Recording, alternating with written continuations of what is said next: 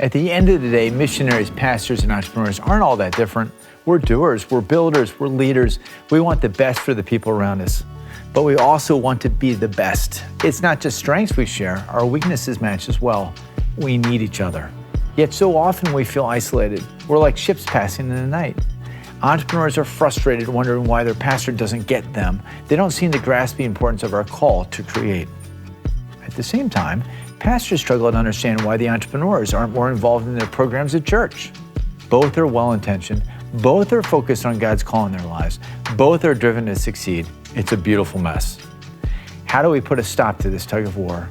What more could be done by affirming each other's mission? It begins with us believing that we are better together. Just think of the impact pastors and entrepreneurs united in their mission can have in the world. Faith and work are no longer separated by the work that we do or the day of the week, but instead, our lives and love of God are fully intertwined into everything we do. Each one of us could spark this movement in our local churches and neighborhoods. We could transform the marketplace right outside our front door. Here's the thing though, for that to happen, we need to recognize each one of us is called to be an ambassador of the gospel, whether that's in the marketplace, on the mission field, or in a sanctuary. Dayspring is an inspiring example of having influence right where you are, or in their case, moving to where they felt like they'd make the biggest impact. Since the move, Dayspring, a San Francisco-based technology firm that specializes in web and app development and Salesforce consulting, has worked to build meaningful relationships and started numerous grassroots efforts to serve its neighbors. Let's watch. Dayspring is what would happen if you turned a monastery into a tech business. Could we be Christians all the time in our workplace? It was something very compelling to me. I actually literally said, I would take out the trash for Dayspring. We like to be a little crazy about the gospel, living out the gospel. Embodying and bearing witness to God's redeeming of the workplace, marketplace, and community. And it's kind of crazy, but as a technology company.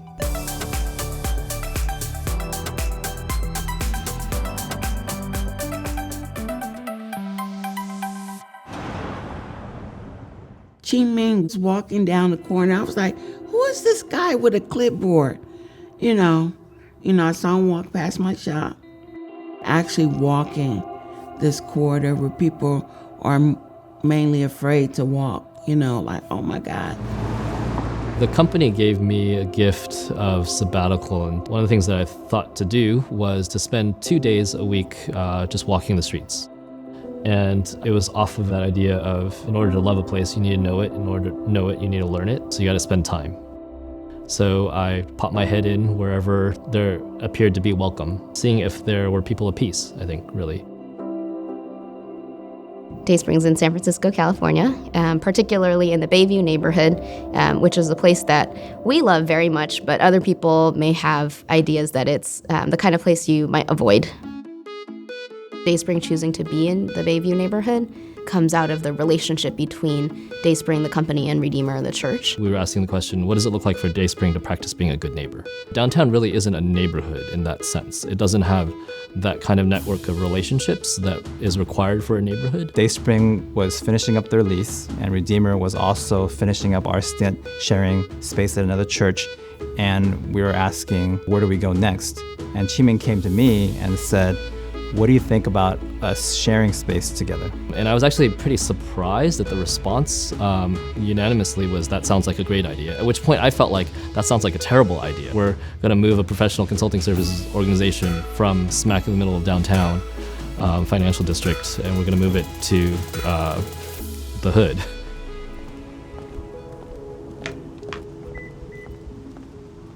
It was hard for, I think, people that I grew up with and also like my family to hear that I was moving here. I had actually grown up being told, don't go to the Bayview, it's dangerous. It's the place that gets left off of tourist maps. Literally, if you look at a tourist map of San Francisco, it just wouldn't be on there. It has higher unemployment, about double the rest of the city. It has higher levels of poverty.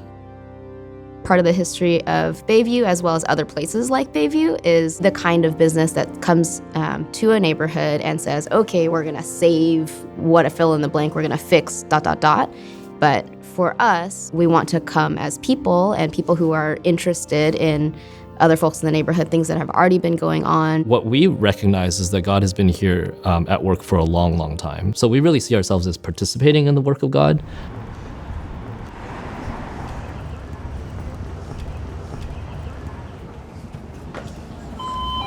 Hey guys.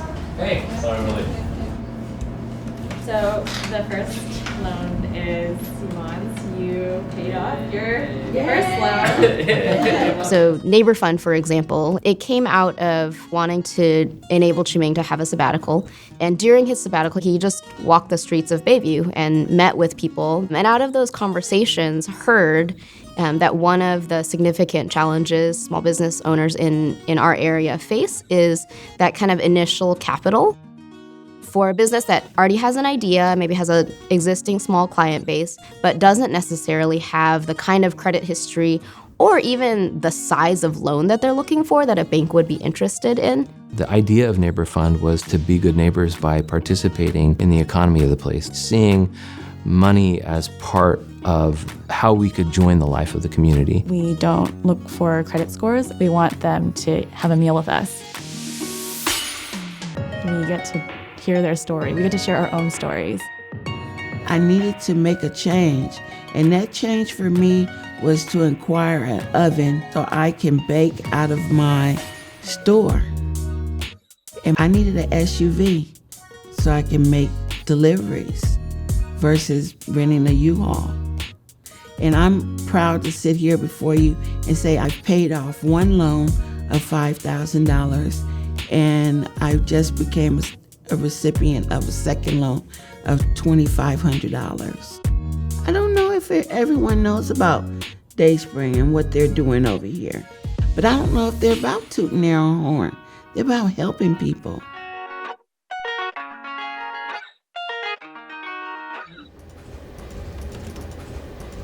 I might add, just adding that instead of reducing technical. Dayspring Technology is the core consulting services firm. We build complex applications to solve difficult technical problems. We do consulting work for Golden State Warriors, for UCSF, life science research companies. Second business unit is our Good Budget product, and this basically is a household budgeting platform and helps, in particular, couples to budget together. Roughly 4.5 million downloads to date. And then finally, our Salesforce consulting unit, which focuses on serving nonprofits with customization and configuration of the Salesforce consulting platform. Dayspring was established with a set of core values where they said, okay, even if these values, holding these values penalize us in the market, we're still going to hold to them. Justice, generosity, integrity, mercy, dependence on God, partnership in the gospel. Those core values were set out up front. Even if these lose us money, even if these cause us to go under, we're going to hold to these. Part of being a business is that we are interconnected with everyone and every organization around us, that we're not just here to gather as much as possible for ourselves, for our own profit, but to build relationships. At the core, we are people and other folks are people too.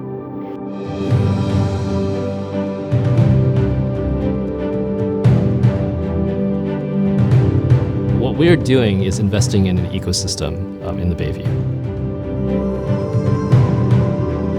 That ecosystem includes Dayspring, a business that's committed to the good of the Bayview, because we do think that there's a way in which a business in the marketplace ought to live out a calling to be Christian.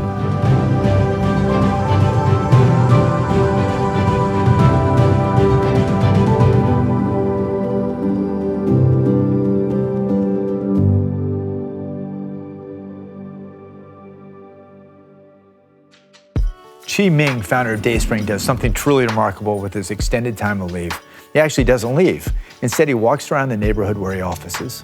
When was the last time you took a walk at work? Not to grab a bite to eat or to escape, but to actually become more aware of what's around you. The people, the shops, the opportunities.